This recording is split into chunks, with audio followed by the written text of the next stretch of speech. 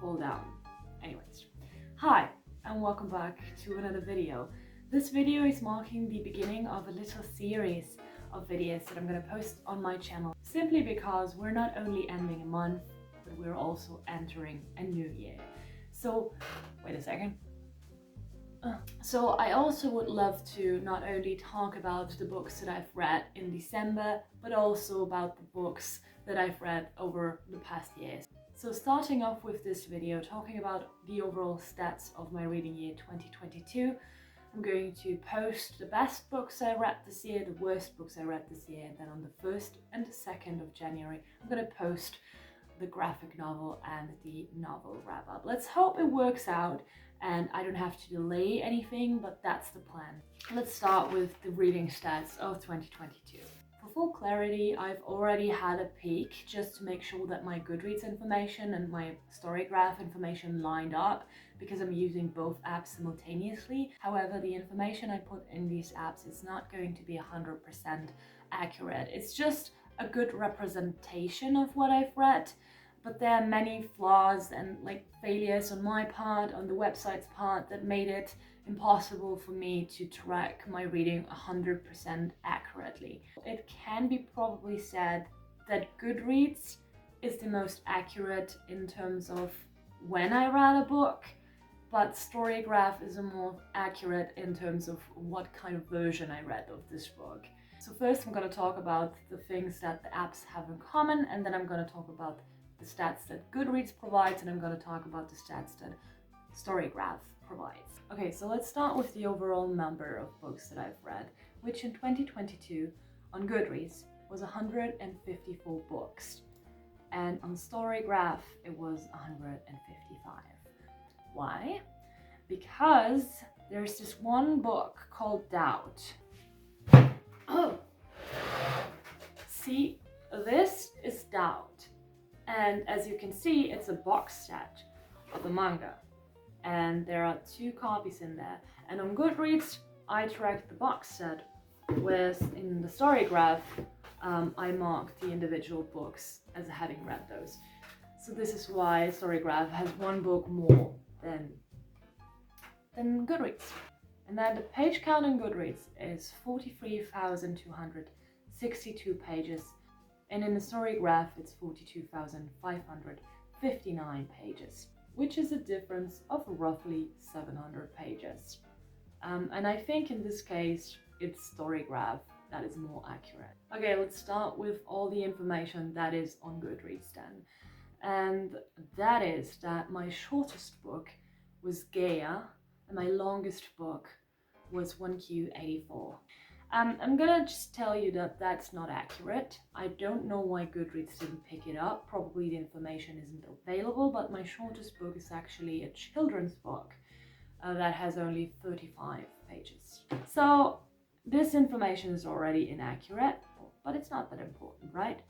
Then my average book length in 2022 was 280 pages, which makes sense. Again, I already told you that I read a bunch of manga. I read a bunch of those short novel manga series, so it makes sense. Okay, moving on to my most shelved book, which is my most popular book that I read this year, according to Goodreads, which was Verity by Colleen Hoover.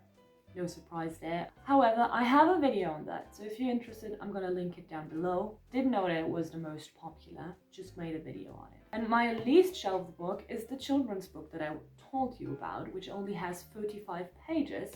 And this is the first ever book I tried to read in Japanese, which I only semi-succeeded in. And it's called, oh my god, I hope I can do that, Ringo ga tabetai Nezumi-kun.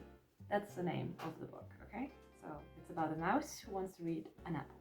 And my average rating for 2022 is 3.2 stars out of 5 stars. The highest rated book on Goodreads that I also read is Masashi Kishimoto's Naruto Volume 8 of the massive volume edition. I didn't know that this one was so popular though. I mean, I understand that people are right to have this be the highest rated book. I'm just saying, okay? It's a good book. And then my first review of the year is also Naruto, and it says, only one complaint, too little Kakashi. That's my entire review of the 4th volume of the exact same edition. Yeah, I think Kakashi only showed up for 1 or 2 panels in this, so definitely too little. And this is the books that I read in pictures. You can see it's a lot of manga. And then my last review of this year isn't a review at all, it's just a rating because on Goodreads I can't use my rating system. I think my last review, like real thing where I said something, was The Violence. And that's it with Goodreads. Let's move over to the story graph. I mean, the most read mood by me is dark. That's not surprising, right? I do like horror and I read a lot of dark stuff, or I think I'm reading a lot of dark stuff. I like it. And then the second mood is adventurous, which makes sense since I've read a lot of shonen, again, you know. But what I found interesting is though that my least read mood is hopeful and inspiring. And I tell you, I think there's one volume in inspiring, and I know that I've rated more than one book inspiring on the story graph, which made me understand that they don't use my ratings, my mood ratings, they use the most popular ones. So whatever is the most voted is the one that shows up on your mood board. And obviously a lot of times like moods overlap, so I would read something that is dark plus adventurous, like for example Tokyo Ghoul is probably considered both. Okay, and then about the pace. So it seems that I am less gravitating towards books that are considered to be slow paced, and then we have an even split between fast and medium paced books. Not even, almost even. And then the page number, which, yes, is just confirming what I've been saying all of the time. I've read a bunch of books that were below 300 pages, 65% to be accurate. I guess now we have a chart for this. And then fiction and non-fiction. So I read like 10 volumes, which is 7% that were non-fiction and 93% that were fiction. Biography, school, biography, finances. I love the Japanese mythologies in non-fiction. I mean, it was like a work on Japanese mythology, so I get it's in non-fiction, I get it. And then the genres, which is bullcrap, okay? Just, I know that this is harsh to say, but that's just a thing that is not working at all in Storygraph. My most read genre as it is probably not manga, but horror, because manga to me is a book type. And then we have comics here. Just look at this. This is interesting. I had a peek inside of this and I thought it was hilarious. The comics, H.P. Lovecraft, The Color from Outer Space, Go Tanabe. This is a manga. The Laughing Vampire, Suehiro Maruo. This is a manga. Alien, okay, graphic novel. I'll give you that, fair. Hinohara, manga. Naruto, manga. Midori, manga. And then again, a graphic novel. And then a graphic novel. And then a manga again. Like, how? This is bullcrap.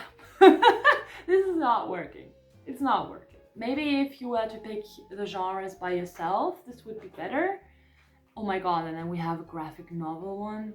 How is this? Polina and H.P. Lovecraft. Manga. Manga. Not manga. Manga. I mean, this is a bit ridiculous. So this is why I don't really trust this kind of rating. I mean, I know for sure that the most books I've read this year were manga. It was over half of the books that I read this year. So it makes sense that manga is like the thing that I read the most, but it's still not a genre to me, I guess. Okay, let's move on to the format. By the way, I can't move on. Why is there one? I know for a fact, it's Stephen King's. I know for a fact that I read at least 5 autobiographies.